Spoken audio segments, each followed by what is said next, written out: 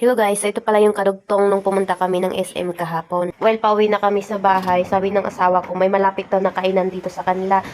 Kung baga para sa atin night market, pero kasi dito umaga kaya day market yun. So ayan, dami mong mapagpipili ang pagkain. May mga prutas pa na nakalagay, mga buko, ganun. At maraming tao dito. Morning sila nagbubukas. Mga gabi-gabi nagsasara na agad sila. Ang daming mga dried fruit, dried mangoes. At saka, para talaga siyang night market sa atin. Sobrang higpit ng asawa ko pagdating sa pagkain sa akin kasi nga buntis ako. Lalo na yung biyanan ko, Diyos ko Lord. Yung mapapaiyak na lang ako sa sobrang inis na parang gusto ko na lang umuwi sa Pinas kasi, ay nako, ayaw ko na nga ng mga pagkain nila dito. Tapos mahigpit pa sila pagkain sa akin. Lahat bawal. Dapat masustansya daw kakainin ko. Hindi naman masarap. Bawal ako uminom ng kape, bawal ako kumain ng pizza or mga fast food na ganun. Ay, naku, nakakagigil talaga. Kung sa Manila, nakakapag-order ako ng mga kahit anong gusto ko online. Pero dito kasi hindi ako marunong mag-online. Kaya hindi ako nakakapagtago sa asawa ko kung anong gusto kong kainin. Dito kailangan ko pang makaawa. Kasi sobrang higpit talaga nila sa pagkain. Lalo na sa akin kasi buntis daw ako. Yung binibigay nila sa akin, hindi naman masasarap. Kaya ang init ng ulo ko. Sobrang higpit talaga ng mga Chinese na biyanan pagdating sa pagkain. Lalo na pang buntis ka.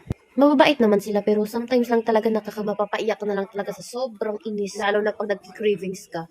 At saka by the way, walang suka dito, walang vinegar. Meron lang is mga toyo, cooking wine, ganun. So ayun, pangit naman kung hindi natin tikman. So yun, nag-order ako nitong, squid or alligator ba to?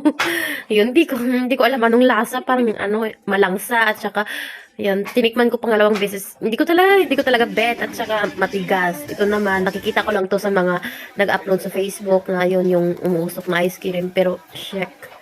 Walang lasa, Diyos ko, parang tubig lang na pinapausok-usok. Walang lasa talaga, hindi masarap. At yung ice cream nila, my God, parang tubig lang na, I don't know.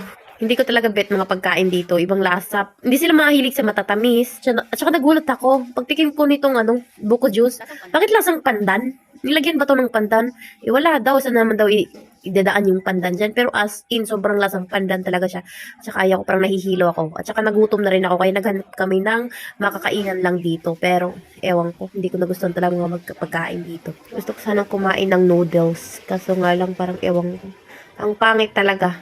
Kaya dito na kami nag-order. Dito na rin kami kumain. Nag-order lang kami ng mga by the way, hindi ko alam ang mga pangalan ng mga pagkain kasi hindi naman ako kakain lang ako pero hindi ko inaalam yung mga pangalan. Pero yan ang sarap niya. Yan lang din ang kinain ko. At saka rin masarap din yan pero ewan ko, hindi ko gusto masyado.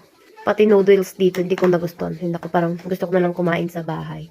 Tsaka ito may nakita kami. Ito nakikita ko lang siya sa TV. So kaya na-curious ako, gusto ko siyang tikman. Kung ano ba talaga toya yun. Pero yung pinili ko is strawberry.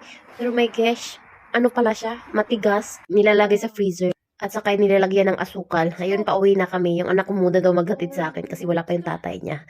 Char lang, yun lang. Salamat.